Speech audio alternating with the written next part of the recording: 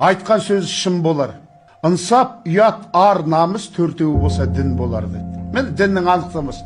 Біз қазір дін десе, ана шолақ балақ кесіп тастаған, сақалын қауғадай қылып жіберген, 20-дан жаңадан асқан балалар мұртын қырып тастаған, альхамдулилля, сауыс жаңағы текенің сақалы мынада ұзын қылып жіберген, сонымен жүрміз, осыны дін деп ойлаймыз. Одан баса қыздарымыз қара жамылып алған, ол туралы мен жазып та жатырмын, кітабымда да жаздым, мақала қылып та жаздым.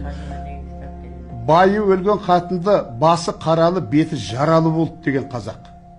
Қара салмаған еш уақытта. Жаулық салғанда қызылы, жасылы, көгі, күлгіні, әртүрлі ақ жаулық. Бірінші байлық денсаулық, екінші байлық ақ жаулық, одан кейін оң саулық деген. Ақ жаулығың аман ба деген. Қыз басына орама салмаған. Қай қазақтың қызы басына орама салған көргендер қайаты. Үкілі кәмшат бөркің деп бөрік киген, шашақты, үкілі көз тимесін деп, салпыншақтары менен шаш бауы менен әдемілеп, көзден аулақ болсын деп қос бұрын өріп қойып, тақиясын киген. Ал енді үйленген кезде сәукеле киеді ол, сәукеле. Сәукелен шешкенен келген келін болған ақ жаулығын салады.